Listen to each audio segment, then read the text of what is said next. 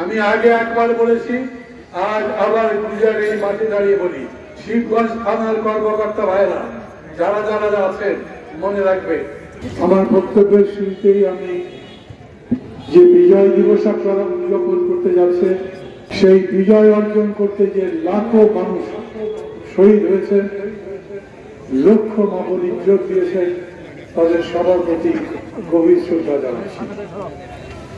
একই সঙ্গে আপনারা জানেন, এই বছর জুলাই আগস্টে আমরা আর একটা বড় বিজয় অর্জন করেছি। মনে হতো শেখ হাসিনাকে কোনোদিনও সরানো যাবে না, উনি দম্ভ দেখাতেন, শেখ হাসিনা পালায় না, এমন ভাবে তাকে উৎখাত করা হয়েছে, দৌড়াতে দৌড়াতে হেলিকপ্টার উঠে পাঠিয়ে গেছে।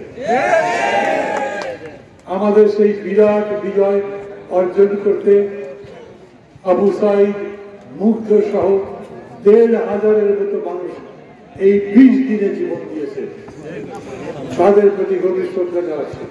শিবগঞ্জের সাধারণ মানুষের বিরাট রাজনৈতিক সচেতনতা আছে, তারা অনেক বড় বড় জনসভা করে, ভালো ভালো কথা বলে, ভালো কাজ করবার চেষ্টা করে। এই যে এতগুলো মানুষ পর পর দুইবার, একবার ৭১-এ আর একবার ২০২৪-এ জীবন দিল, কেন ভাবতে পারেন? শেষের দিকে যারা আপনারা টেলিভিশন দেখেছেন, ঢাকায় যাননি, এখান থেকে খবর দিয়েছেন, শেখ হাসিনার পুলিশ নির্বিচারে গুলি চালাচ্ছিল, বিজিবি গুলি চালাচ্ছিল, হেলিকপ্টার দিয়ে উড়ে উড়ে গুলি করছিল। শেখ হাসিনা বলেছিলেন, গুলি করতে থাকো, পাখির মতো মানুষ পারো, আমি ক্ষমতায় থাকবো, ছাড়বো না, যত লোক পরে বলে। কিন্তু সেনাবাহিনীর প্রধান, বিমান বাহিনীর প্রধান, তারা বললেন শেষের দিকে, আমরা আর গুলি চালাতে পারবো না, একটা মরে তো 10টা জীবিত হয়, একটা মরে তো 4 জন দাঁড়িয়ে বলে আমরা আমাদের জীবন দেব, কিন্তু তোমাকে চাই না। অতএব আপনার যেতে হবে, মানুষের জীবন বাঁচাতে হবে। এত বড় ত্যাগ, এই রকম জীবন দেওয়া মানুষ কখন শেখে?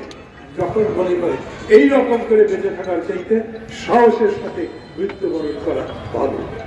জীবন কোন জীবন ছিল? যাকে ইচ্ছা তুলে নিয়ে যেত, যাকে ইচ্ছা গুলি করে মারত, যে কোনো মেয়ে ছেলে ধরে নিয়ে যেত, লুটপাটের দেশ শেষ করে দিয়েছিল। দেশ ছিল একটা বিভীষিকার দেশ। কত মানুষকে ধরে নিয়ে গেছে, তারপর তাদের খবর পাওয়া যায়। মানুষগুলো গেল কোথায়? এখন জানা যাচ্ছে মানুষদের নির্যাতন করতে, মাটি খুঁড়ে মাটির নিচে ঘর বানিয়ে তার মধ্যে বছরের পর বছর রেখে দিয়েছে। সেই লোক আলোর মুখ দেখে নাই, সেই লোক বাইরে বেরোতে পারে নাই, সেই লোকের চুল দাঁড়িয়ে এত বড় লম্বা, তাদের ছবি দিয়ে বলেছে এরা সবাই জঙ্গি, তারপর এক এক করে হত্যা করেছে, তারপরেও মানুষ কিছু ছাড়ে নাই। ওই পার থেকে প্রচার বাড়িত ভুলবেন কেমনে? উনি বলেছিলেন আমি দেশের এত উন্নতি করেছি যে আমার পিয়নেরও 400 কোটি টাকা আছে। আপনারা এখানে কেউ আছেন পিয়ন, গরিব মানুষ, 400 কোটি টাকার মালিক?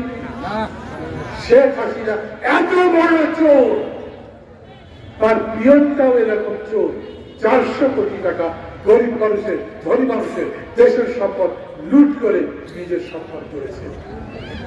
ডক্টর ইউনূসের যে সরকার, তার সাথে আমাদের কথা হচ্ছে, আমরা যে জন্য লড়াই করেছি সেই রকম একটা সরকার আপনাকে হতে হবে। আমরা যেরকম দেশ করতে চাই, যেরকম ভোট চাই, গরিব মানুষের জন্য আইন চাই, বিচার চাই, গরিব মানুষের অধিকার চাই, সেই ধরনের ব্যবস্থা প্রতিষ্ঠা করার জন্য আপনি কাজ করবেন এবং ভোট দেবেন। সেই ভোটে যারা জিতবে, সত্যি সত্যি মানুষ যাদের ভোট দেবে, তারা ক্ষমতায় যান। রাজনীতি মানে জনগণের যাতে উপকার হয় সেই কাজ করা। আওয়ামী লীগ পালিয়ে গেল আর গুজার বাজার আপনি দখল করে দিলেন, ওই কাম চলবে না।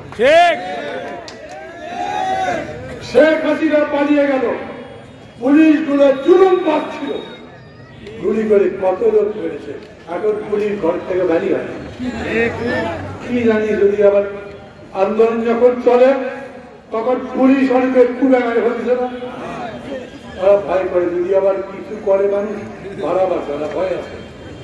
আমরা বহুবার তাদেরকে বলেছি না, পুলিশের বিরুদ্ধে আমাদের কোনো বক্তব্য নাই। কেন? পুলিশকে শেখ হাসিনার সরকার নির্দেশ দিয়েছে বলে করতে বাধ্য হয়েছে।